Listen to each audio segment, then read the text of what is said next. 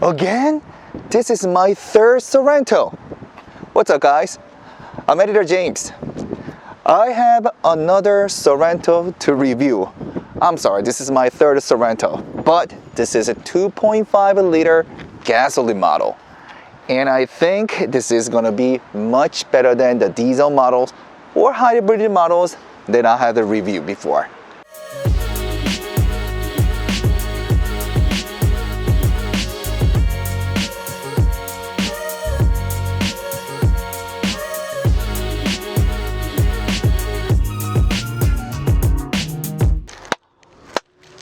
Bravo, bravo, wow. Alright, this is my third Sorento that I am going to review.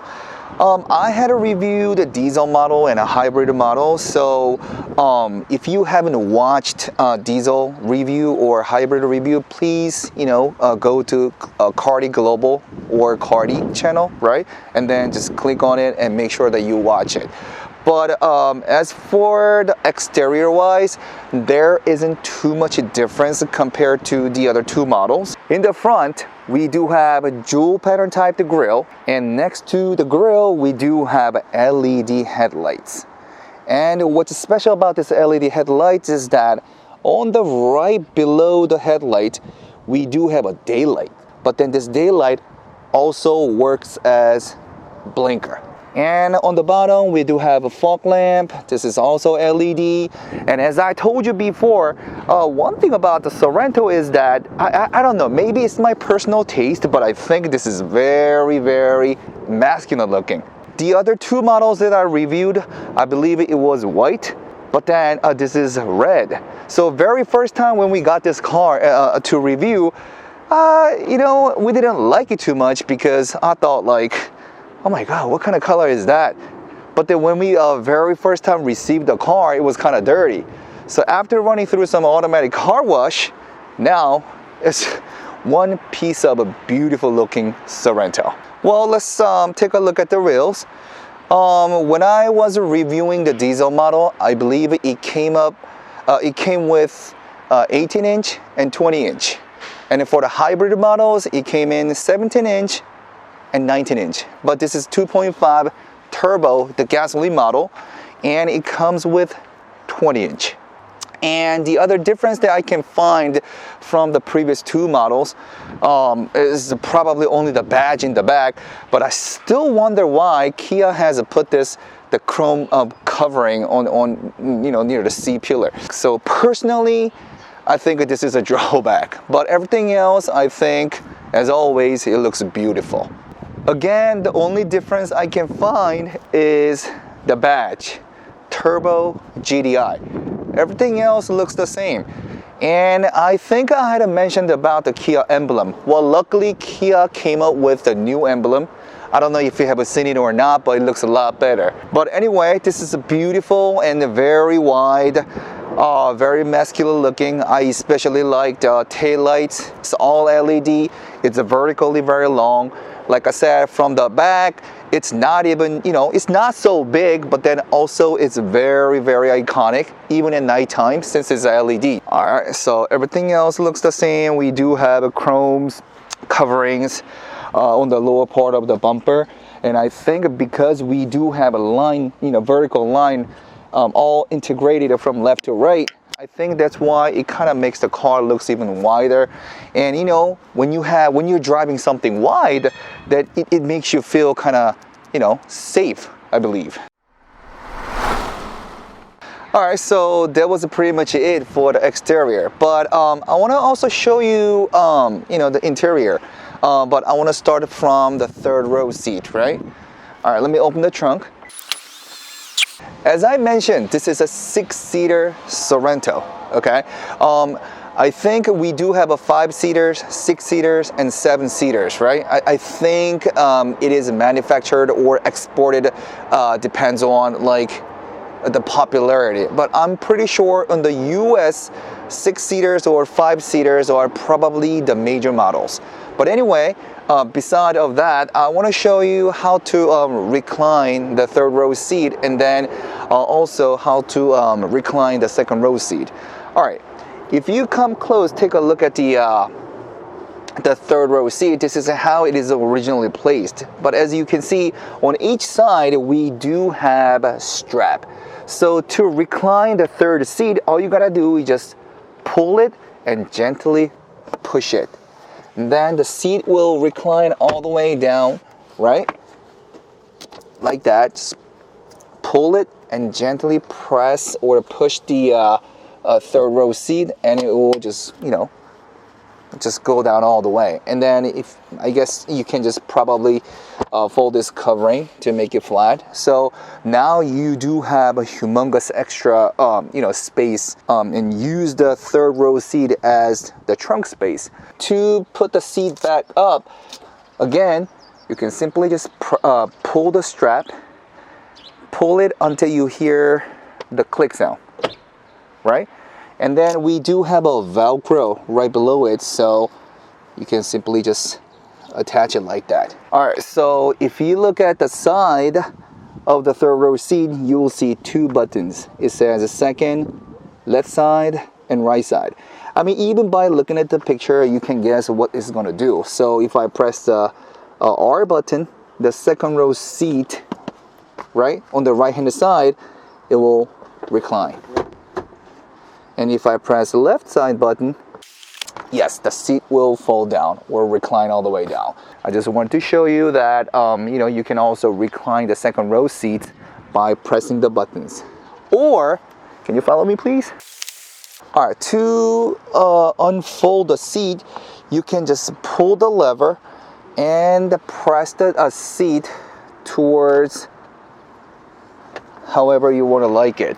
So this is going to be the original sitting position, but then you other than using the buttons in the back, there is another button that you can press to recline the seat. So again, I want to show you that I'm going to press this button right here, and this time seat not only folds but also it moves forwards along the rail, right? So I think it's best to use this button to get into third row seat. I wanted to show that how to recline, or how to fold the second row seat, and how to access to the third row seat. All right, now I'm getting into the third row seat. Again, I'm going to press the button on the top, and the seat will fold and it will move forwards along the rail. All right, now I'm getting it. All right, now I'm sitting down in the third row seat. Do I look comfortable? I'm not comfortable. So as I had reviewed on my last two videos, third row seat is ideal for kids, I think. You know, I'm kind of big, I'm kind of chubby, so yes, as you can see, I don't look very natural. I don't look very comfortable sitting in the third row seat. But if you have to, you can.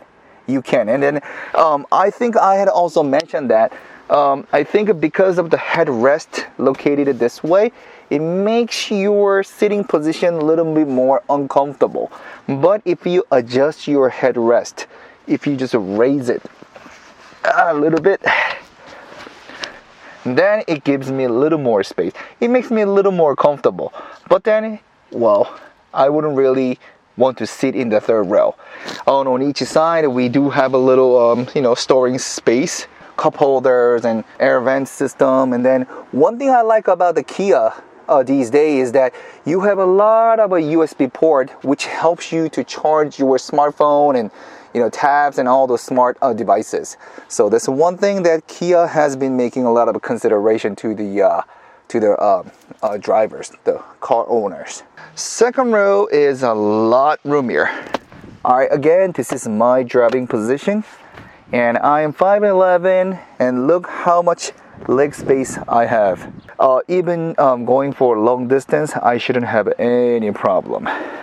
In the center, we have air vents, we got power outlets, USB port. On the front seats, you have another USB charging port, so you have ports everywhere. That's one thing I really like about Kia cars. All right, on the side of the door, we do have a jewel pattern decorations. On the window, we have a sunscreen. So days like today, it's going to be perfect to use All you gotta do is just pull it and then hook it. That's it. Again, we do have like a little space right here. And on the side, I see a little net. Again, this is, side pocket. Now I wanna show you how to, adjust your seating position. If you put your hand down underneath the seat, you can feel the lever. So simply, you can just pull it. And then if you wanna go front, you just pull your seat. Or if you want more space, just push it back. So now you have even more space. And here on the side, the armrest. Again, this is a Napa leather, very soft and nice. I think the second room is very ideal. I think this car is very ideal for a family of 4. On the top, we have a huge panoramic sunroof. Yeah, it's really, really big. So I think it's another feature, special feature that Kia has put into a Kia Sorento. Now I'm sitting on the driver's seat. Alright. Well, compared to the diesel models, the hybrid models, the basic, structure is pretty much the same. I mean, there's not one single thing that you can tell the difference anyway. But I'm gonna briefly go over like what's inside. Alright, start with the cluster. It's very, very clean and clear. So, you know what? I can't even tell that this is like a graphic. I thought it was like real picture. It's really, really clean and really, really clear. So it's very visual.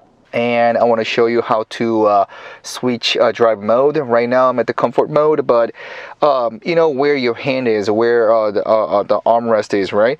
You can find drive mode. So all you gotta do is simply just twist it to each side.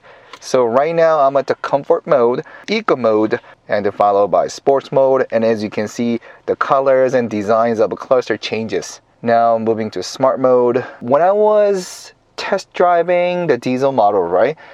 It was quiet. Even though it was a diesel model, it was very quiet. It's because probably, it's a new car. Hybrid model, you can hear anything. But this is a gasoline model. Well, you hear something, but barely. So very quiet, very reliable. Now going to the steering wheel, we have a smart control and the basic feature. So maybe I can try to use some of the features while I'm test driving. Now let's go to the infotainment. These days cars make a huge screen. I mean, it's not as big as like Tesla or whatever, but then still compared to previous models, it's a lot bigger. And this is an infotainment. Swipe it, and then if you want to use all these functions right here. So Kia Pay, passenger talk. I think I had also mentioned about Kia Pay. Basically, this is like an Apple Pay, Samsung Pay. You can just simply register your credit card or whatever. Then you can, without getting off the car, you can pay for your gas, things like that. Passenger talk, basically, front microphone will pick up the driver's voice and then play through the rear speakers. So I'm speaking right now, and then if someone is, sitting in the back, they can listen to my voice through the speakers, the rear speakers. Built-in cam. We also called unable to record a while using the built cam. Okay, so basically this is a dash cam. As you can see what's in the front. And also it records while you're driving. So in case of an accident, you can use this built-in cam and all this recorded file to see what happened during the accident or the events. So yes, we have all this driving file. So I think having a built-in cam is really handy as well. In the center, we do have a climate control. All these buttons right here. You hear the beeping noise, right? Here, this is the air purification mode is enabled. Here on the side, we do have another button. It will work as a heating seat. Push it down, it will work as a cooling seat. Alright, the transmission is a dial type. So simply, if you want to drive, twist it all the way to the right, then it will go to the D driver mode. If you twist to the left, it goes to neutral. Twist it one more time. Go to the rear, which means to back your car. And again, if you want to park, simply just press the P button, then you are parked. In the center, there is a little storage place. So simply press it, then it'll open up. Again, you have a lot of charging USB ports. And also we do have wireless charging station. So simply you can just leave your phone. And here we do have a cup holder, and we have a small extra space right below the armrest. And inside the armrest, another huge space. So you can store a lot of things. Whatever you need to store, it's all there. Using these two buttons will be very handy when your car is parked in a narrow space.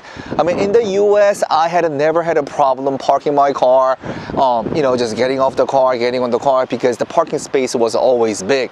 But Korea, such a small country, and the parking lines are not so wide compared to the US. So, I mean, right now, luckily, I do have a big enough parking space right here. But then I just wanted to show you how these two buttons work. So I'm gonna press down the middle button. I'm holding it down, and the car is slowly moving forward. I let go of the the finger, and the car stops. Again, I'm going to press it down, and I want to show you, if it detects anything in the front, the car will automatically stop. So here we go. I'm going to press down the button, and then I'm going to pretend like I'm a passenger just walking across. All right, it's moving, and I'm going to walk through it. Do you see that? I was still holding down the button, but then the car stopped because it detected me as an object in the front. Now I'm going to push it back to where it was originally parked. Now I'm going to press the last button.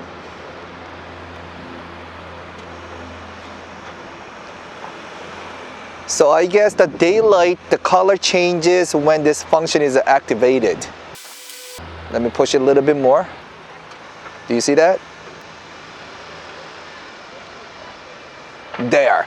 So, and again, if I press the hold button one more time, the engine will be turned off. So having this remote parking control will be very handy when you need to park in a space that is very narrow and not wide. I just popped the hood, and this is a 2.5 liter gasoline, the turbo gasoline engine. It produces 281 horsepower with 43 kilograms of torque. In Korea, we use a kilogram, but in the States, we go by pound. But anyway, this is a two-wheel drive. It also comes in a four-wheel drive, but right now what we're test driving is two-wheel drive. And also, it has 8-speed wet dual clutch system. And one thing about the wet dual clutch system is that it has better cooling effects. So when you're driving for a long distance, when you need power at a moment, I think the Mission will handle the power and everything so much better. So you just need to frequently, change Mission oil. It also gives us the fuel efficiency of 10.6 kilometers per liter. Again, in Korea, we go by liter, but in the States, we go by gallon. So if I briefly convert it, that's about 25 miles per gallon, which isn't bad for a gasoline model. And, having a size like this, I think 25 miles per gallon, I think is pretty good. The most fun part of the day. Let's go for a test drive. I'm so excited because this is gasoline, right? And I expect a lot more than diesel or hybrid. Hopefully this is fun. Considering it's an SUV, it will be very heavy. The first impression of driving the gasoline model is that when I put my foot on the accelerator, the response is a lot quicker, I think, compared to the diesel model. Well, this car also has an ISG function, so when I stopped at the light, the engine just turned off. But once I let go of my foot off the brake pad, the brake pedal, I think the engine will, the engine will turn it back on. The sound's different too from the diesel model. You know, it has this strong roaring, not loud, but like roaring the gasoline sound. But right now, I'm on a comfort mode. Once I reach the open area, I'm about to try to switch it to sports mode as well. You know what? Each engine has its own identity and each sound. The gasoline, I think it sounds the best. You know, diesel, no matter how it gets better, it still gives you like, you know, rattling noise like Hybrid is too quiet, which I think is the most ideal. But gasoline, I'm kind of counting on it because it says it has a 281 horsepower. Well, on my last review, when I was reviewing the Kia Stinger 2.5, it's supposed to have like 300 some power, right? 305, 303 or something like that. I was highly disappointed because that's not 300 horsepower. But you know, despite of it being you know, big and heavy, I think a Sorento will probably be satisfy me a little bit more. But one thing about the gasoline model is, you know, like in the beginning, like when you put your foot on the accelerator, the response is a lot quicker. Yeah, the suspension is great too. Man, these days Kia is making good cars. Man. Alright, here we go. I'm on a sports mode. A cluster shows what's behind you. But here I go. Woohoo! Hey, this is an SUV? Woo! Wow! Wow! That felt good. Oh man! Wow! After diesel and hybrid, it was fun.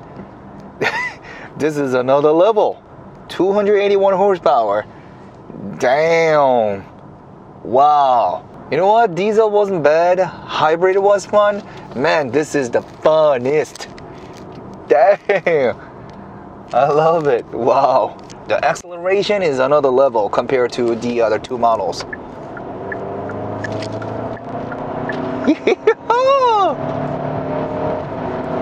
Man.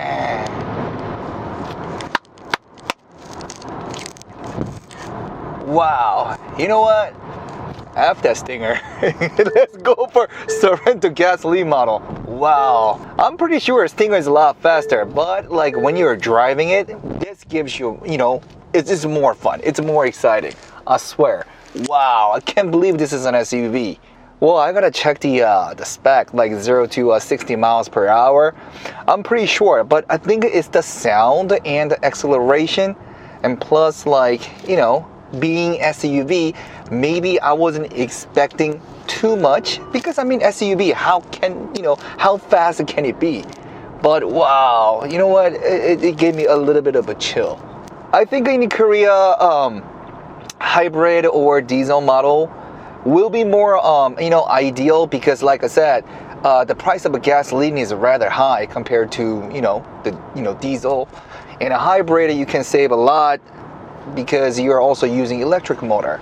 So, well, if you're loaded, I guess it shouldn't be a problem. But in the US market, it's going to be mostly you know, gasoline model, because compared to, you know, Korea, at least the price of gasoline is cheaper, so I think it's a doable. But wow, man, this, you know what, it's been a while that I had a fun driving the car lately. It's been a little while, but wow, this gasoline model, yo, it's good. It's good. I don't even know what to say. Wow, it's good. I'm stirring right now. I have just activated the active sound.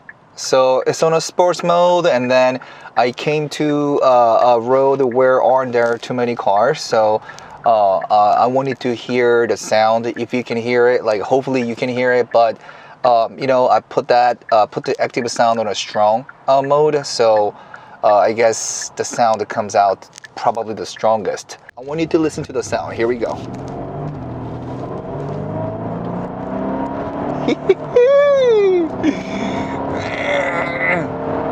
Wow.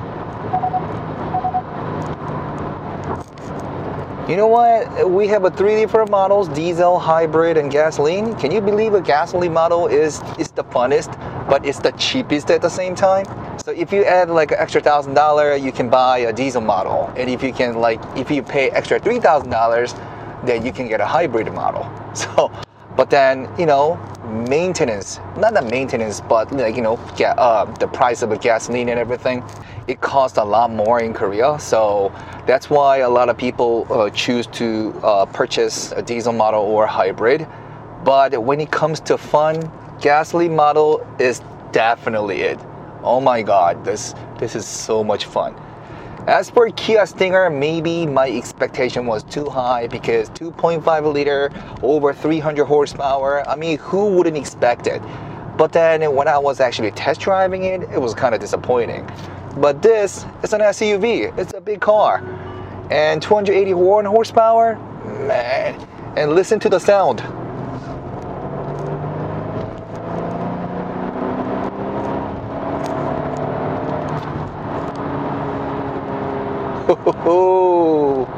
Wow, I love it. If you have an experience of driving a diesel model or hybrid, but in the US market it's going to be mostly, I think, it's going to be a gasoline model, test drive it at your local Kia dealer. Wow, it's alright, really, it's alright. I am also using the pedal shifter right now. Wow, every time I shift a gear, right? The active sound, it matches how it's supposed to react. I'm amazing. Wow, man, this car is amazing. Downshift. Downshift. Nice. Wow. This car is so much fun, I swear. 8-speed wet dual clutch. I think that's why probably it gives you better acceleration. There must be a reason why they have added the wet dual clutch for a reason, right? But acceleration is pretty smooth and it's very responsive. Most importantly, oh my God, it's fun. It's fun.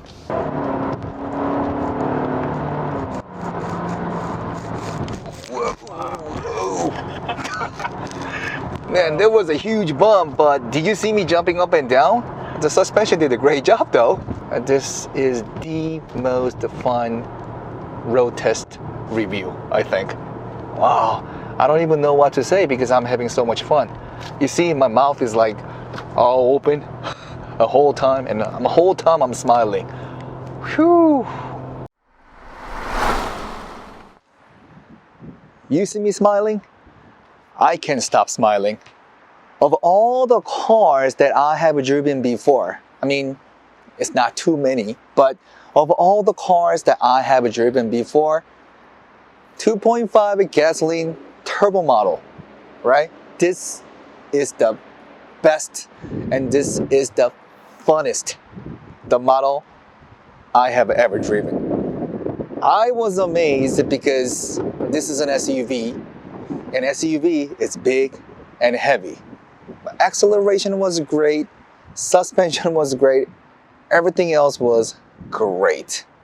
It's not as luxurious as a GV80 or any other luxury brand SUV, but still, this is the affordable SUV, yet you still can have so much fun with it.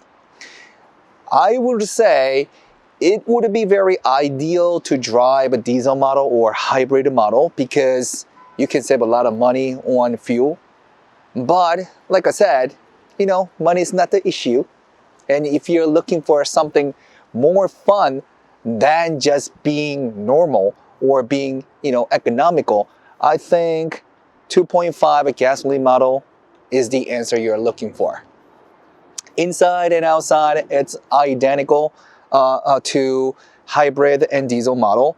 But yet, what this baby can do is it will make you smile all the time. Thanks for watching the video. We'll come back with a better review next time. Oh, my wife is getting fired, but I want a new car. Wifey, can you buy me a car before you get fired? Please?